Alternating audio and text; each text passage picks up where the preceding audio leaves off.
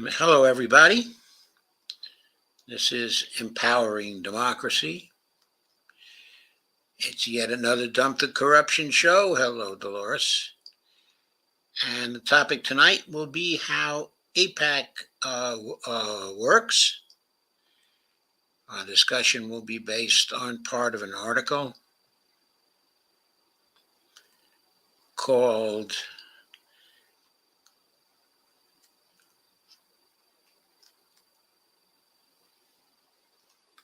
Inside the Israel Lobby's New 90 Million War Chest.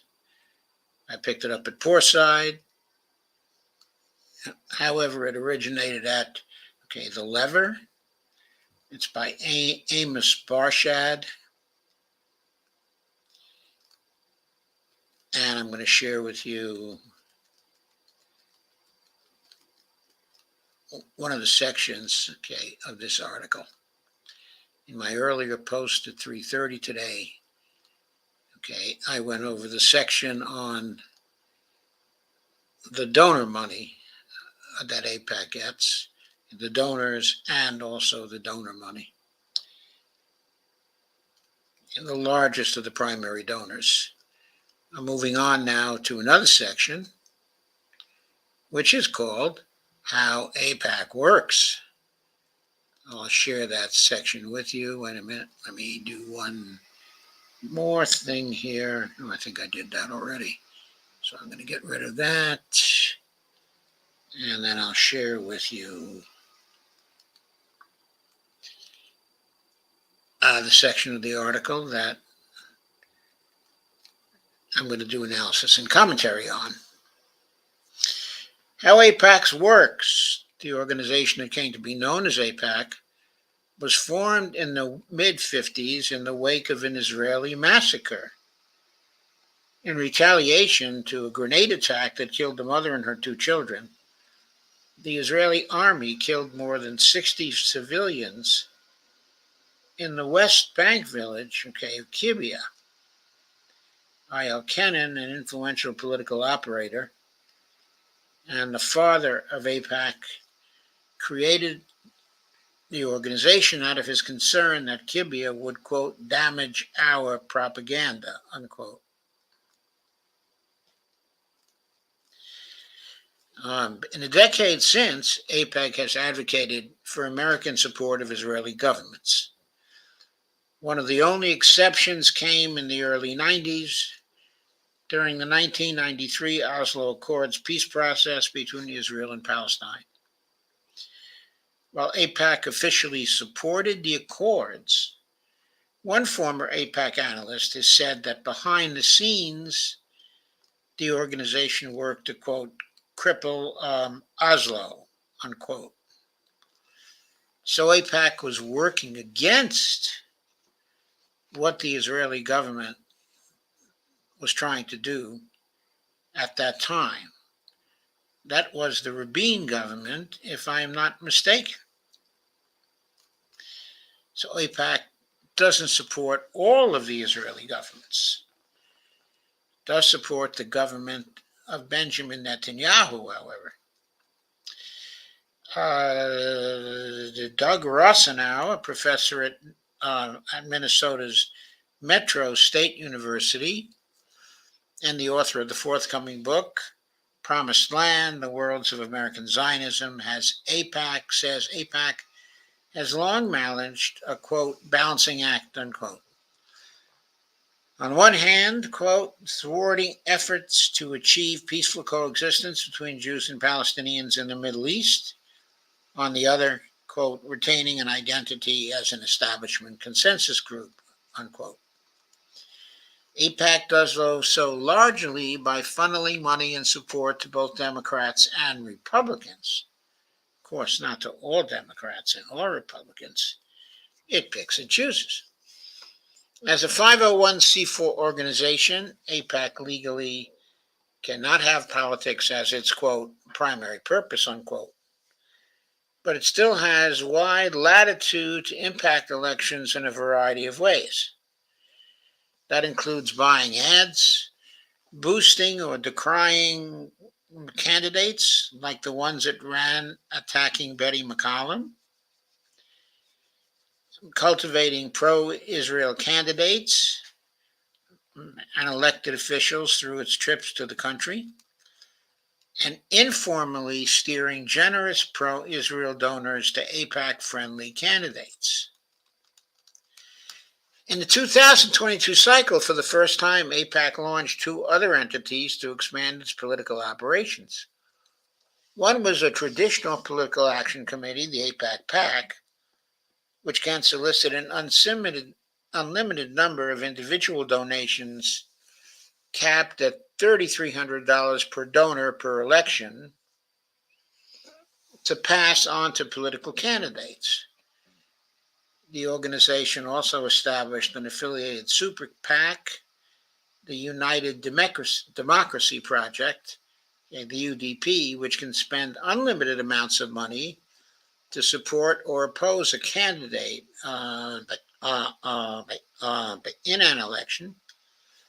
As a super PAC, the United Democracy Project can't give directly to candidates or parties, but its donors aren't constrained by contribution limits. In the 2022 election cycle, the United Democracy Project spent more than $26 million. And since you've heard AIPAC threaten that it's going to spend $100 million against squad candidates in 2024, I think what we're talking about here is what they expect the United Democracy Project to spend. Outside of the party committees themselves, it was the 10th biggest outside spender. The money was largely spent on mailers and TV ads to quash Democrats critical of the Israeli government. Of that amount, $10.5 million came from AIPAC, but federal records do not include disclosures of the specific donors who originally contributed that money to AIPAC.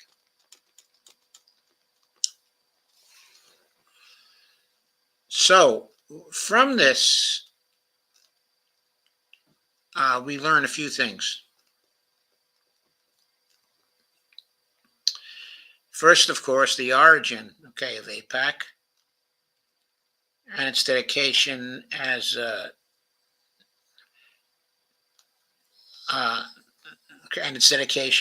an organization to counter those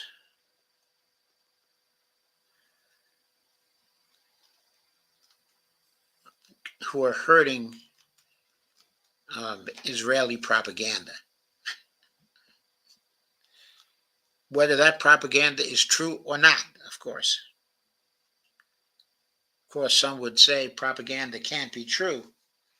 I prefer to take a more neutral point of view on propaganda and say that the truth of propaganda, the truth or falsity of propaganda is always to be evaluated. Okay, anyway, going on. So Israel has served, as advocates, or AIPAC has served as advocates, for what Israel, is doing. As Rosenau says, it maintains a balancing act. On one hand, it thwarts efforts to achieve peaceful coexistence between Jews and Palestinians. On the other, it tries to continue claiming that, it's an establishment group. When Walt and Mearsheimer wrote their book on the Israeli lobby, on AIPAC, they were very, very upset by that book. And they worked very hard to counter it with counter-propaganda. However, their efforts to counter it, I think, only strengthened the thesis of the book itself, which is that AIPAC has bought our political system here.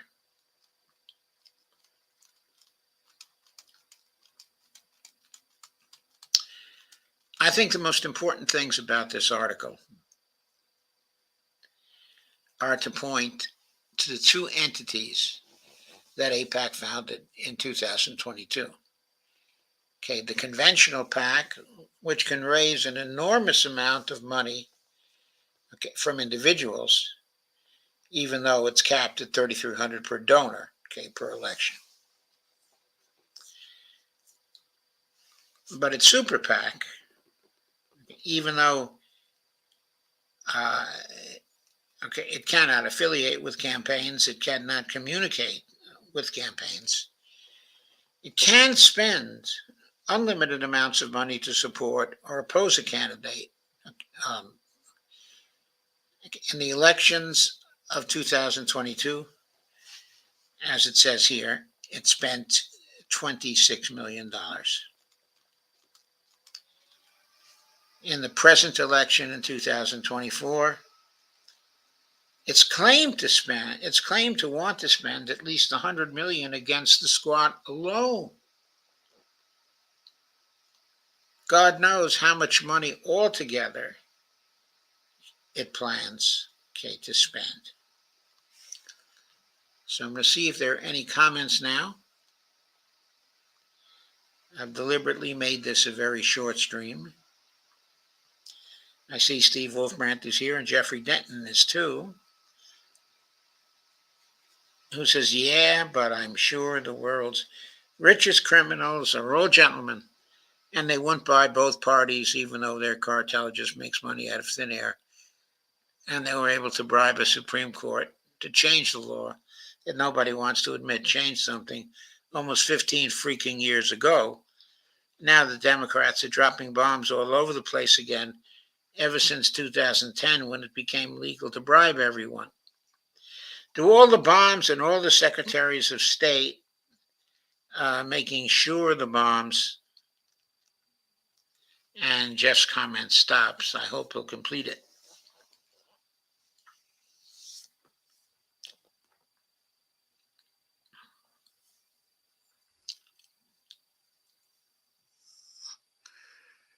So this is my second stream of the day, and I urge you to go back and see my first stream on the donors and what the largest donors were giving to AIPAC. It's really stunning. There were huge amounts of money, being given by the donors. So I commend that stream to you also. I think it's important. I don't see any more comments. So at this point, I'm going to end this stream. 15-minute stream is pretty novel for me. So here goes. Hopefully I'll see you all at 8:30 when I have a bit of a longer stream on how AIPAC talks to donors. Thanks for coming.